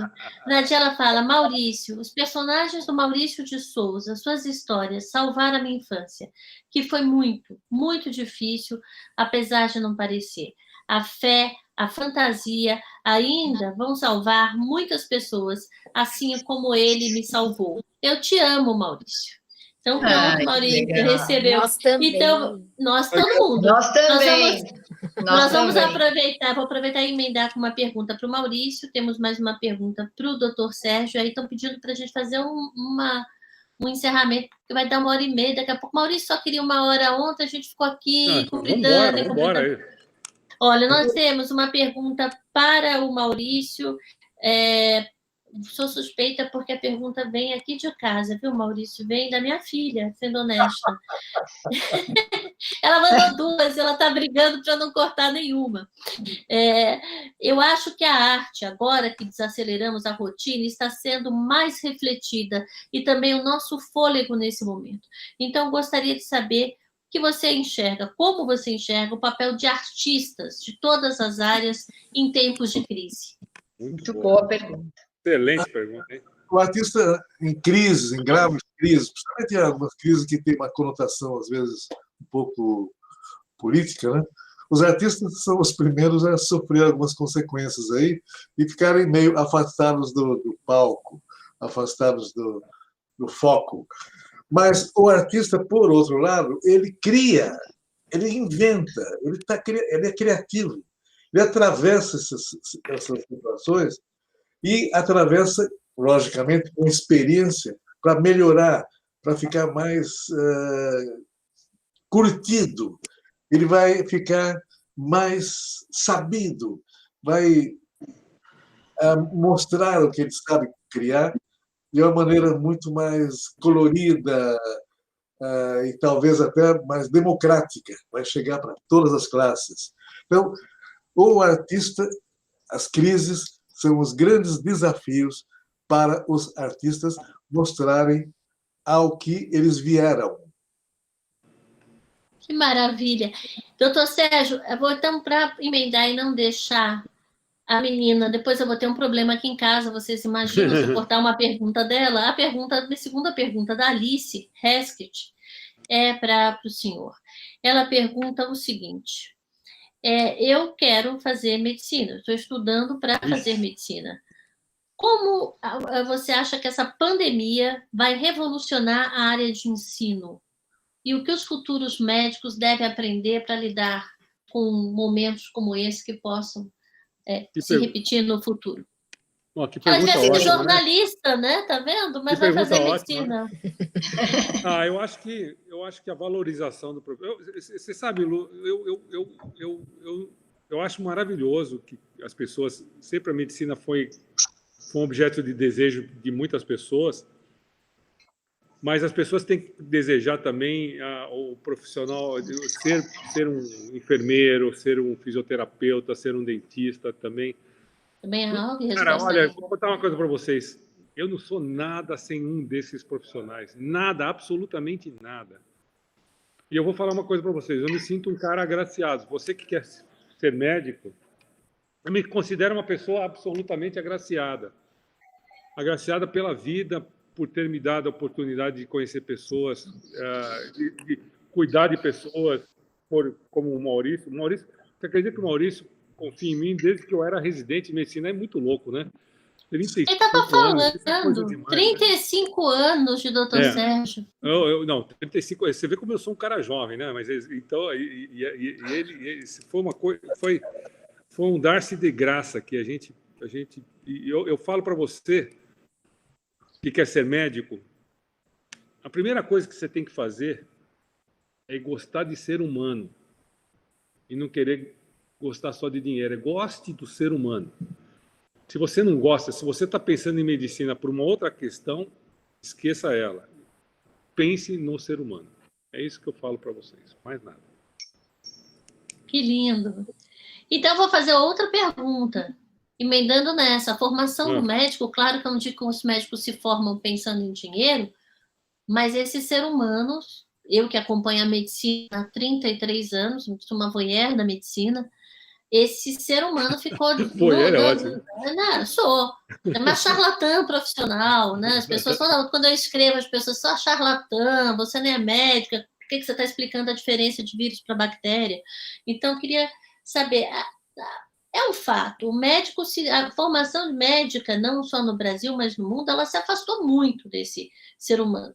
Tem até um trabalho importante nos Estados Unidos, que a maior causa de erro médico nos Estados Unidos, que lá é um problema, talvez seja um problema grave no mundo inteiro, mas lá é mais bem mensurado, até porque tem a judicialização, enfim, tudo vai parar no tribunal. A maior causa de erro médico é a falta de olho no olho, é a falta de conversa, é a falta de prestar atenção no paciente.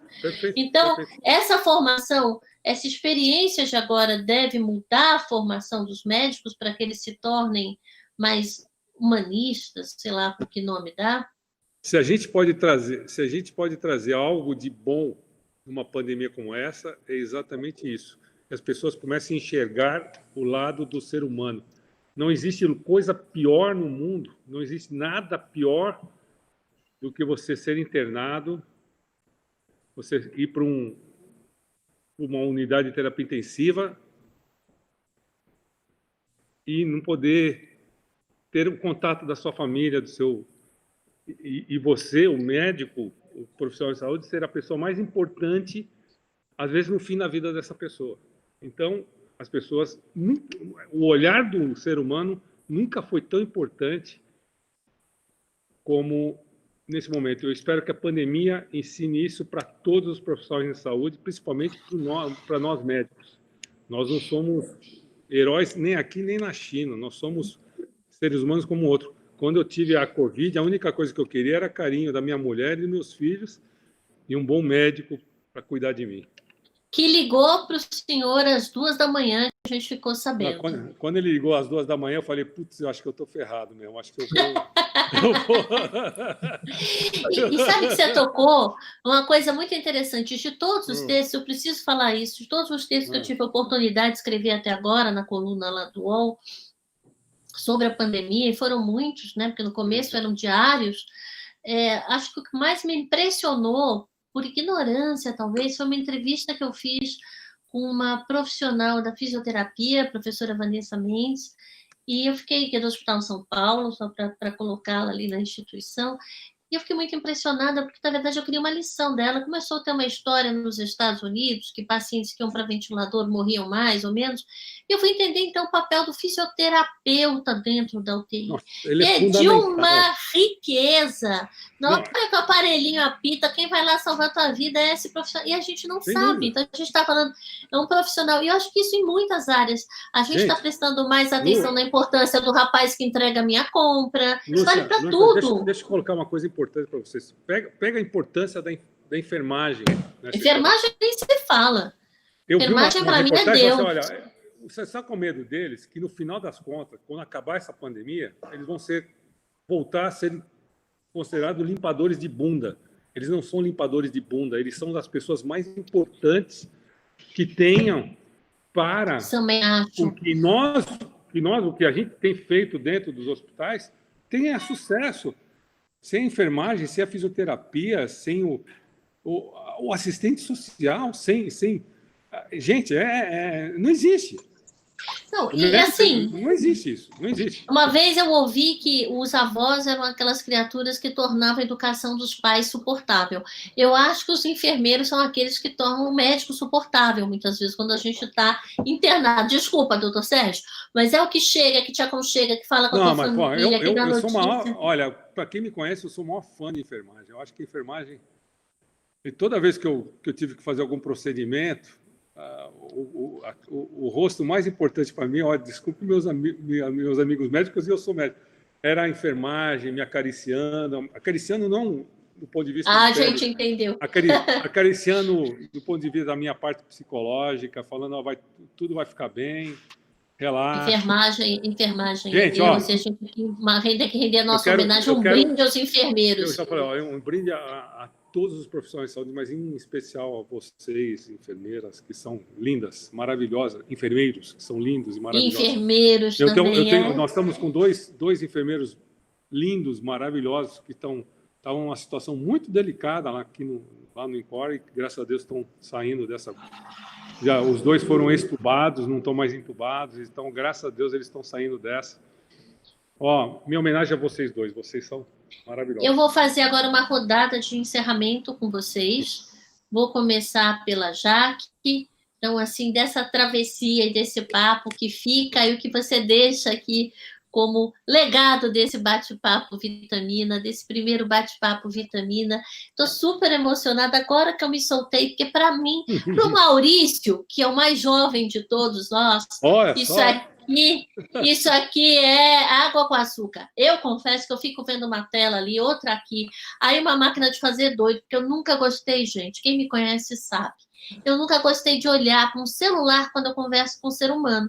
Eu sou aquele tipo que coloca o celular de barriguinha para baixo para que eu não tenha que olhar para a cara dele quando eu estou numa conversa. Então, eu fico aqui como se fosse o ponto recebendo a pergunta, várias telinhas aqui. Quando eu comecei a falar aqui no início, desembestei, não sabia nem o que estava falando, porque tinha um ponto, uma coisa de maluco aqui na minha orelha, eu ouvindo todo mundo falando ao mesmo tempo, o pessoal da equipe técnica.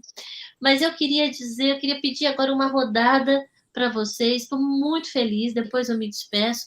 Vou começar com a Jaque. Começa você, Jaque. O que fica de legado Vitamina? Qual é a sua dose de vitamina para as pessoas que sonham em viajar? Viagem, eu pessoalmente, Jaque, você sabe, a gente já conversou tanto sobre isso. Acho que o doutor Sérgio vai concordar comigo, do que eu conheço o doutor Sérgio, essa pessoa inspiradora. Viagem sempre é uma coisa, para mim não importa se é para a esquina, se é para o outro lado do mundo, é sempre inspirador, porque a gente conhece lugar diferente, mas a gente conhece pessoas diferentes, culturas diferentes, sabores diferentes. Então, a viagem, no fundo, a gente sai um ser humano mais respeitoso depois que a gente viaja, porque a gente tem uma tolerância, às vezes, maior quando a gente sai do nosso ambiente para o diferente que a gente não tem no dia a dia. E eu, pelo menos, estou muito angustiada. Fala assim, quando é que eu vou conseguir? E nem que seja aqui para a esquina, viajar, sair do meu mundo, conhecer um novo mundo, conhecer outras cabeças. E você já trouxe um alento, eu queria que você deixasse a sua dose de vitamina aqui para as pessoas, para que elas saiam dessa conversa, sim, de um jeito melhor para a travessia que eu estou falando sempre. Antes dela entrar, posso dar um... Pode sempre. Vamos deixar registrado que o senhor é o dono desse bate-papo. Né? Já que você citou meu nome, eu faço questão de falar, né?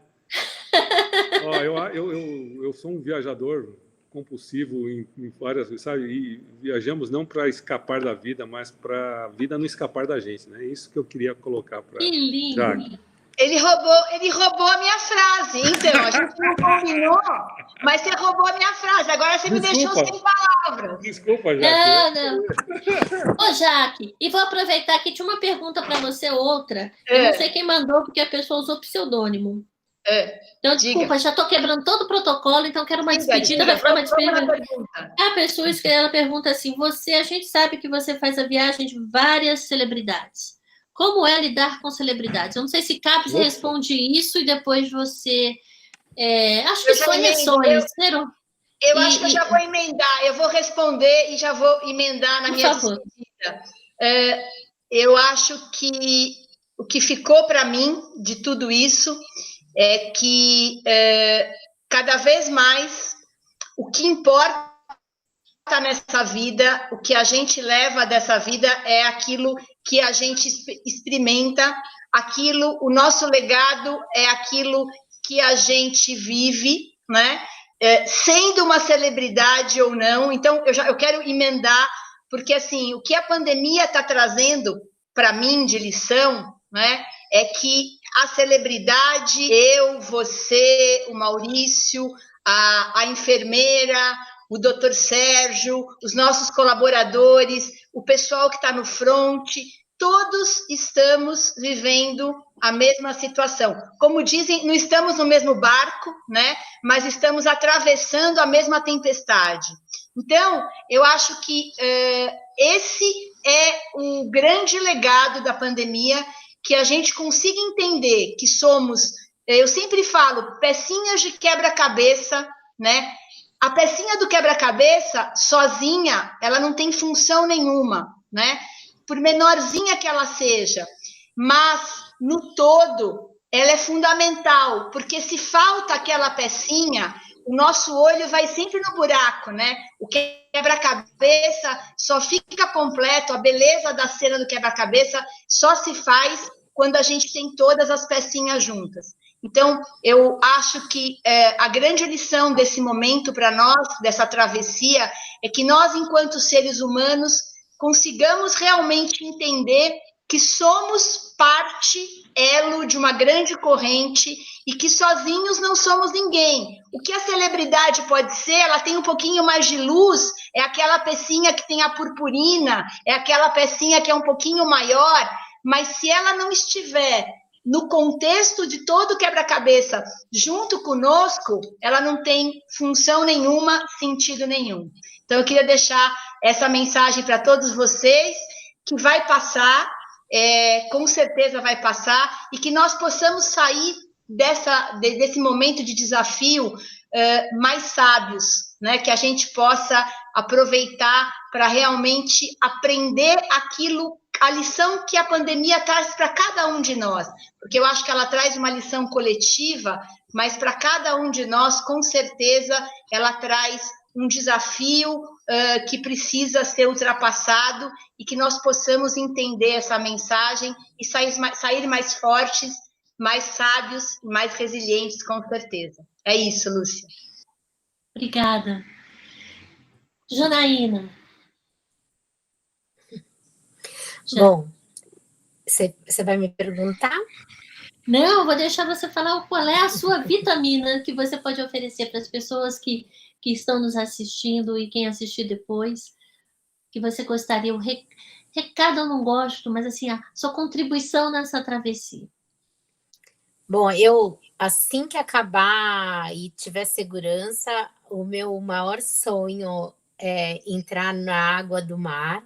Eu sou louca pelo mar e é a coisa que eu mais estou sentindo falta, é de um mergulho no mar, assim, sabe? Eu brinquei hoje, falei, eu vou ficar umas 5 horas dentro do mar. Quando tiver segurança e a gente puder ir para um lugar de praia, né? Esse é o maior sonho, e aqui no Brasil, obviamente, porque eu acho que cada vez mais a gente tem que prestigiar o nosso país. E o que eu aprendi, eu acho que vai deixar de legado, é que nós descobrimos que nós só conseguimos alguma coisa mesmo se for no coletivo. Se não for no coletivo, fica muito difícil no individual. E que tudo que nós passamos, nós também entendemos que a gente tem que colaborar com o próximo, colaborar com o nosso porteiro, com o nosso vizinho, com os nossos melhores amigos, com a nossa família, com as pessoas que a gente ama, com as pessoas que a gente admira, as pessoas... Então, a gente dar valor às pessoas que muitas vezes estão tão próximas, mas na correria do dia a dia, a gente acaba nem conversando direito com essas pessoas. Então, aquela falta de tempo, né? Aquela falta de tempo que eu tenho muito, mas eu estou me policiando. Por exemplo, hoje eu estava na cozinha e eu virei para os meninos e falei, era super importante que eu tinha que fazer, mas eu falei, não, eu tenho um encontro marcado. Eu tenho um encontro marcado com pessoas que vão me fazer bem e que eu vou sair feliz, eu vou sair com o meu coração mais aliviado, né, de tudo que a gente está vendo nesse mundo, e aí eu corri para a conversa com vocês. Eu acho que é isso que a gente tem que fazer, é correr para o abraço de pessoas que a gente sabe que a gente sempre vai ter uma troca de aprendizado, que vai poder nos ensinar alguma coisa, e eu fiquei muito feliz de estar fazendo isso nesse momento. Muito obrigada. E agora com vocês. Viu? Muito obrigada. Muito Eu preciso dizer que eu queria muito a Janaína aqui. Então, coitado do doutor Sérgio. Doutor Sérgio está rindo porque ontem a Janaína estava trabalhando, ela não pôde participar do teste que a gente fez para ver se essa parafernália tecnológica ia funcionar. E eu comecei a ficar aflita porque não era uma pessoa a menos, era a Janaína. E eu queria muito você aqui, porque eu sou muito admiradora de você. Gente, olha, só entende que alguém queira a Janaína quando conhecem a Janaína, né? Janaína e eu nem conheço pessoalmente, mas eu acompanho, e eu vou no lugar e eu me sinto bem no bar da Dona Onça, e acho que a gente conhece muita pessoa pela comida que ela nos serve, tem isso também, eu realmente acredito nisso. Maurício, você... Olha, eu vou pegar esse coletivo que a Janaína falou que é necessário para a gente atravessar, fazer a travessia mencionada pela Lúcia, e vou convidar esse povo todo, esse coletivo todo, para ficar focado no final da travessia. Já estamos quase vendo o final da travessia. Então, vamos lá, pessoal, com muita confiança, com esperança e, logicamente, com maior satisfação com o fim da travessia, que nós vamos conseguir. É isso aí. E agora, doutor Sérgio. Ixi, Maria, é complicado. Sabe, eu vou contar uma coisa para você. Para mim, ter essa travessia é ter pessoas como vocês que fazem com que ela seja feita de uma maneira muito mais amena. Eu acho que nós, profissionais de saúde, estamos aprendendo muito a lidar com o ser humano. Incrível isso, né? E talvez eu esteja falando umas coisas mais absurdas do mundo. Como é que um profissional de saúde está aprendendo a lidar com o ser humano? Acredite, nós estamos realmente aprendendo a lidar muito mais com o ser humano agora.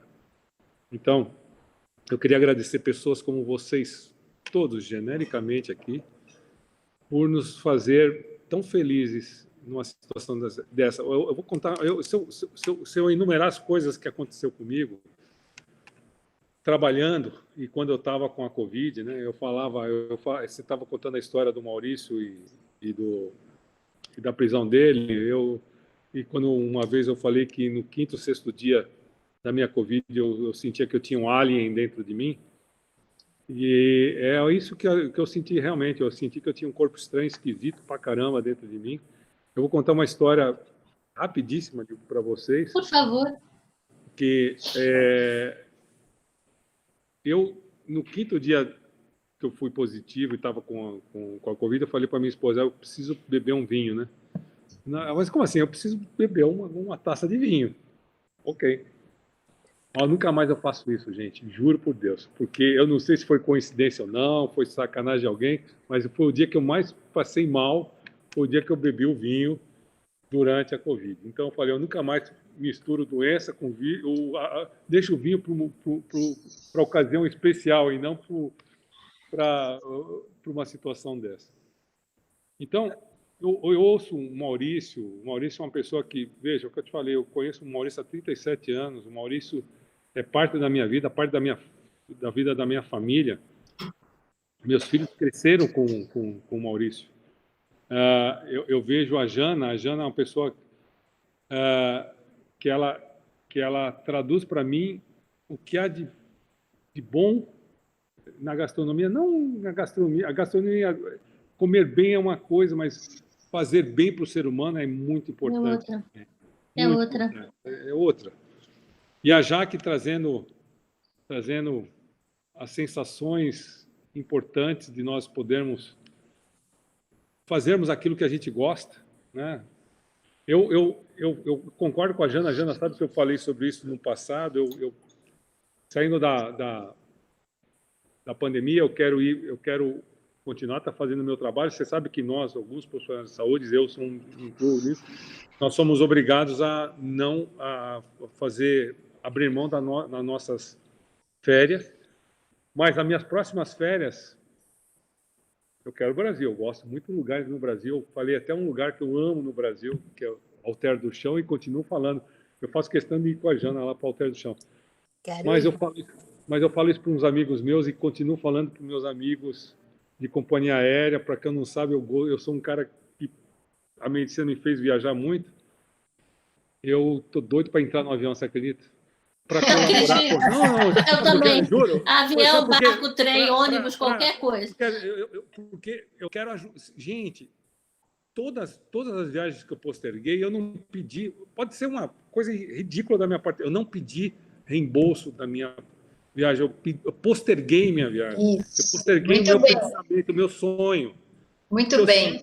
Essa é a minha parte, a parte que cabe no meu latifúndio. Eu quero ajudar.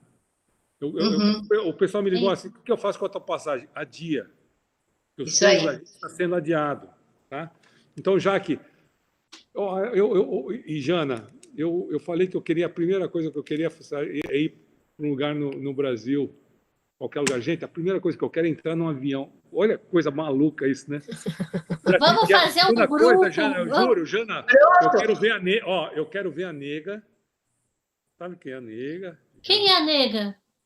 Sei, é a minha gerente. Que delícia. Além de Pô, ver Nega, a Jana, um beijo. além de ver a Jana e o Jefinho, eu quero ver a Nega e comer aquela maravilha daquela dobradinha na tua casa, meu amor. Olha, você vai Maurício, Oi. Nega está firme e forte comigo. Maurício, você faz parte da minha vida em todos os sentidos. Você e seus filhos, sua esposa, em todos os sentidos. Eu quero estar com você. Eu quero estar com você sempre. Ai, que bom, abraço. Eu fico muito feliz em ver você. Eu quero estar com o Maurício até o próximo milênio também. E aí eu queria dizer que eu aprendi coisas importantes com cada um de vocês. E eu preciso, então, reforçar uma coisa que eu falei aqui de um jeito muito rapidinho, até porque foi naquele começo em que eu estava aqui feito uma esquizofrênica, porque tinha uma voz no meu ouvido falando tudo que estava acontecendo, que é do nosso querido Vitor Marcondes, que criou toda essa parafernália tecnológica, está nos bastidores trabalhando com o Michel Messis para que isso dê certo, criou os frames, tudo. O pessoal da Olivas Digital também preciso agradecer. O Jal, que trabalha com o Maurício. O Jal Maurício, ele foi meu anjo da guarda, porque todas as vezes que eu falava isso não vai dar certo, o Jal chegava lá e falava, vai dar certo, parecia que era dele. Então, assim, eu tive muitos amigos, mas eu preciso dizer que vou contar essa historinha também rapidinho, que eu contei e vou recontar. Foi numa manhã de uma segunda-feira que o doutor Sérgio me ligou e eu falei, gente, mas eu não tenho como fazer isso. Eu não lancei a vitamina ainda, mas eu ia ficar muito mal comigo mesma se eu não fizesse. E eu falei, naquela noite, eu liguei para o Jal, descobri que eu já conheci o Jal da Casa do Fortuna, que o Maurício deve conhecer bem também, sou amiga da Zilda, era amiga do Fortuna, e aí eu falei assim, meu Deus, Jal, isso não vai dar certo, eu tenho que criar um canal, eu tenho que achar quem faça, eu tenho que... E se as pessoas não aceitarem? Mas uma hora eu falei para ele, falo para o senhor, doutor Sérgio, para você, doutor Sérgio. O doutor Sérgio está querendo quebrar um paradigma que eu sempre chamei meus entrevistados de senhor e senhora, onde eu explico por quê. porque não é o entrevistado, é a ciência, e a ciência é maior que tudo, e a gente tem que se curvar para o conhecimento que o outro tem, né? Então, os meus amigos, eu chamo de você na hora que eu trabalho, mesmo a tecla SAP, e é o conhecimento da pessoa que eu venero. Mas eu falava assim, não pode estar me dando uma oportunidade de eu estar num bate-papo com a Janaína, de eu estar num bate-papo com o Maurício. A gente pensou em viagem, no mesmo instante eu falei, eu sei quem é a pessoa, é a Jaque, que é uma pessoa adorável. Teria o Ney que não pôde. Eu falei assim, isso não pode cair para mim, no meu colo, nesse momento da minha vida, eu falar que não vou fazer. Então, eu estou aqui lançando com o padrinho Dr. Sérgio, que vocês veem que figura mais adorável. Para mim, isso é muito significativo, fazer esse Papo Vitamina, é um sonho de vida. Eu pretendo juntar mais gente em outras ocasiões, com o Dr. Sérgio aí como padrinho, quem sabe me dando a honra de participar todas as vezes, ou muitas vezes, porque acho que todas essas feridas que a gente precisa cicatrizar, elas passam pela saúde, né? Ontem eu fui dormir muito triste, vendo todas essas histórias de racismo nos Estados Unidos e aqui também, onde acontece todo dia, a gente não faz uma muralha de gente para proteger as pessoas de cor negra. Eu acho que a gente precisa discutir racismo, acho que a gente precisa discutir todas as nossas feridas e fazer todas as nossas travessias para chegar num lugar melhor. Falar de alimentação, falar de quem planta, de quem colhe, de quem cria o porco, juntar muita gente diferente para fazer isso. Mas o padrinho desse programa é o doutor Programa. Olha aí, eu fiz, estou puxando os tempos de TV. O padrinho desse canal no YouTube é o doutor Sérgio, que quando eu pensava em desistir, falando, não deu porque fulano não respondeu, não deu porque tem uma questão tecnológica. Gente, ele não se cansava e ele me cutucava. E aí, para encerrar de fato, eu preciso dizer, doutor Sérgio, o senhor nem sabe disso, ou você, agora eu vou falar para o meu amigo, você nem sabe disso, mas a vitamina ficou parada muito, muito tempo, porque eu tive, por 3 anos longos, eu atravessei um túnel muito escuro chamado depressão.